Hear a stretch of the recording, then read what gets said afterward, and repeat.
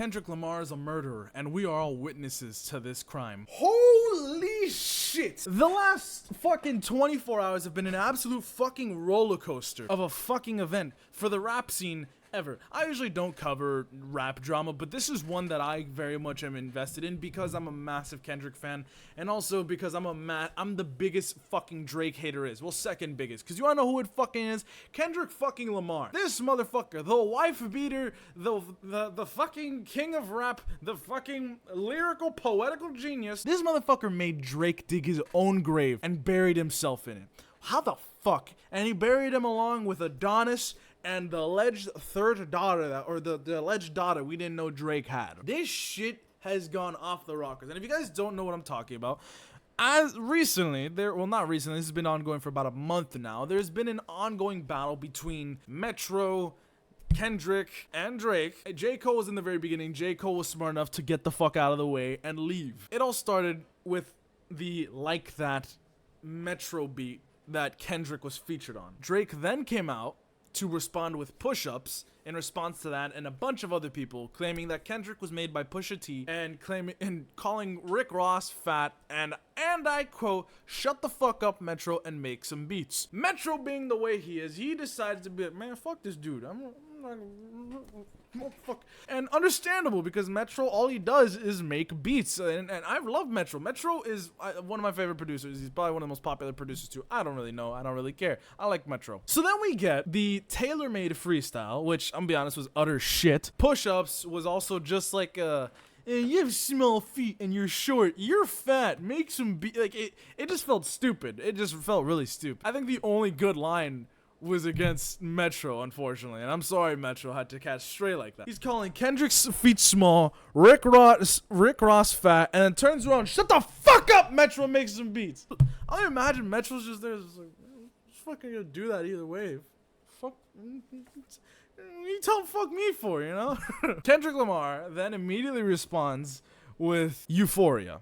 Euphoria was, how do I describe? Euphoria was scary. And I'm pretty sure that was the one that was supposed to be 6 minutes long or something like that. I could be wrong. And then Kendrick then drops, without even a response from Drake, 616 in LA, double downing on the fact on how much of a bitch Drake is, right? I'm not gonna get too deep into these songs because I also can't play them on here without risking a copyright strike because there's so many of them.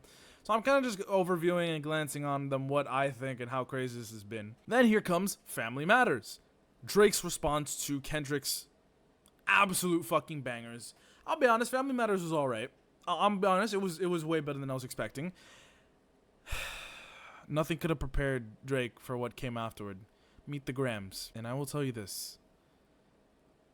I think it's about time Drake just best kill himself, because if this is what Kendrick is willing to go deep down into, it's fucking over, Drake. The first line in the song, the first words spoken in Meet the Grams was "Dear Adonis," not Drake, his son. This wasn't a song. This wasn't a rap. This wasn't a diss. This was quite literally a list, a lecture, written by God himself. Formed in Kendrick. I had my jaw fucking dropped listening to this.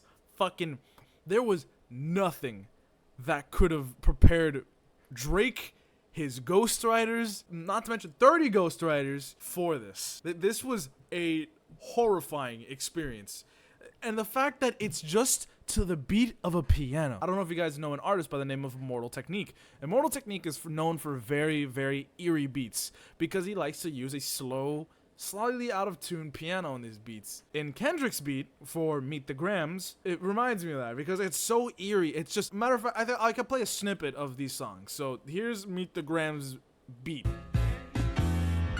Dear Adonis, I'm sorry that man is your Tell me what the fuck you would think if you were in a room, one red spotlight, and you hear, Dear Adonis, I'm sorry that man is your and the only person standing in that spotlight is Kendrick Lamar, staring you down, about to turn you into the biggest bitch in the fucking industry.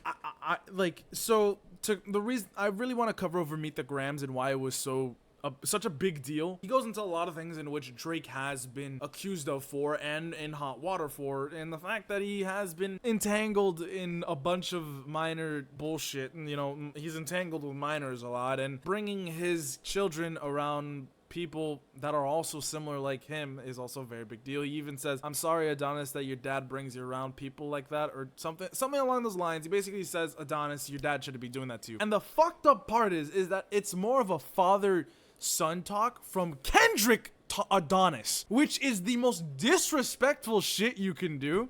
And then not to fucking mention, right? Meet the Grams was posted 30 minutes after Family Matters came out. 30 fucking minutes after. I need you to understand, Drake probably did put a lot of work into Family Matters. He probably had his 30 ghostwriters work day and night to make sure they could get Family Matters right. Imagine all the fame and all the hype that you thought you were going to get from Family Matters, and he drops Meet the Grams. And it is the biggest fucking rock you have ever faced. I would be terrified of this fucking dude if... I am terrified of Kendrick. Like, I love Kendrick as an artist. He's one of my favorite. I die by like his music. I love it. It's some of the best I've ever listened to in terms of a hip hop rap artist and lyricist. Like, he is, the thing with Kendrick, he can delve into hip hop and all that, but he is also a very he's also very poetic, and that's what I really appreciate. He's very lyrical. That's why when Drake's trying to claim, "Oh, Pusha T made you," no, Pusha T and Kendrick just have a really good synergy. So yeah, it's very obvious Kendrick is going to be working a lot with Pusha T because they work very good. It's like Baby Keem and Kendrick. You'll have fucking Keem doing the craziest fucking bar known to man, and then it's just fucking Kendrick doubling it back with fucking... He is alright. Come on, man. I fucking love Kendrick and Keem, and Pusha T and Kendrick on Nostalgia was fucking amazing. Nostalgia isn't a song just for anybody. Nostalgia is for somebody who likes to break down the music both of them like to do. And if breaking down Nostalgia was an experience, just because there's math to it. There's math that equates every bar. It's fucking amazing. So yeah, Pusha T may have helped Kendrick because they fucking work amazing together. It's like, and then come Not Like Us. The day after, Kendrick decided to double fucking down on Meet the Grams, and I think it's over. I think this was the nail down. The only line in this song you really need to care about is, and I quote, "Certified lover boy, certified pedophile."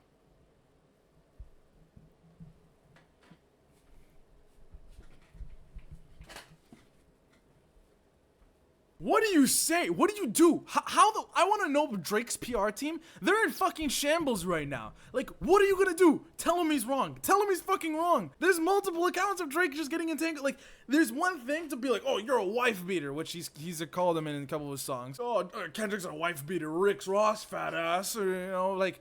But it doesn't matter if he's a wife beater. Like, in the end of the day, I think it's still like high moral high ground to be a wife beater than a pedophile. Both of you, shit, you like kids, you beat women. Like, come on, you liking kids, brother, or getting entangled up with kids, and I don't know. Don't get me wrong. I'm not supporting Kendrick for the wife beating thing, and I don't know if it's alleged or not. I'm gonna say that right now. I don't know if the wife beating thing is alleged or not. Drake's shit isn't, because it's been proven multiple times over that he's had multiple entanglements with people who he didn't know were minors. Regardless or not, you check that fucking shit, bro. I don't give a shit. They're gonna be like, "Oh, well, they could have lied." It doesn't fucking matter. You fucking check that shit. Like, that is the one thing you make sure of. You can fuck dudes, chicks, both. I don't give a shit. And even if they're lying, you make sure. I don't give a shit. There's no excuse. You don't fuck with that shit. So yeah, that was the only really line I was like, I'm exaggerating. This wasn't the only line that was good in the song. The song was great, but like, certified lover boy, certified pedophile. You understand how fucking crazy that is? And again, if you guys want to listen to all these songs, there's a couple lists. Here's the one that I was using, and just recently, actually, I think it was today or yesterday, Metro decided to get in on the diss. It was fucking hilarious. I could play a snippet because it's not Metro rapping; it's a beat. So here's a snippet of Metro's diss.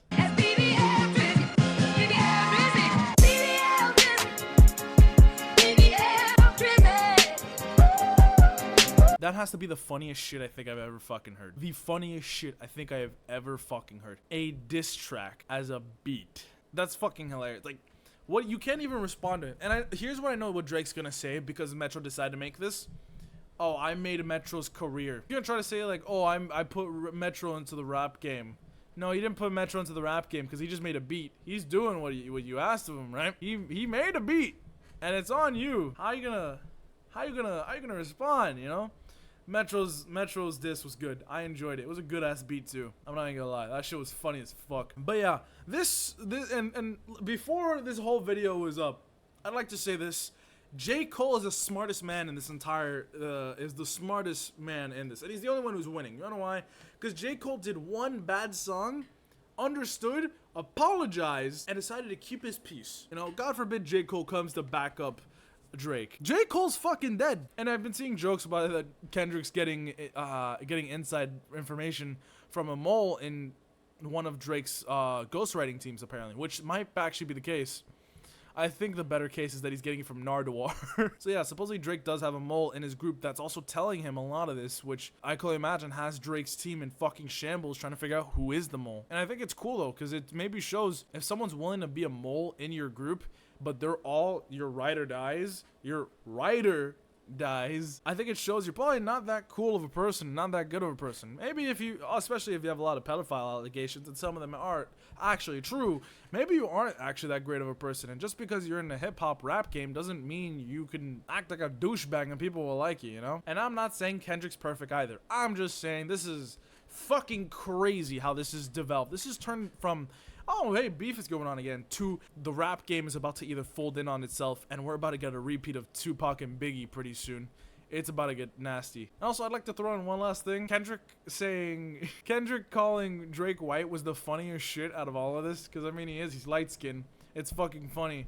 You act black, I am black, or some shit like that was the line. That shit was fucking hilarious. I would love to I would love to see Drake listening to it and just be like, stupid fucking face. I'm gonna be honest, I don't like Drake. I think Drake has fallen off really hard. Maybe you're good on features. I'm gonna be honest, that's the only time Drake's good. He's good on features. Fuck Drake, fuck J. Cole. Kendrick on top. I just want to say that. Deuces.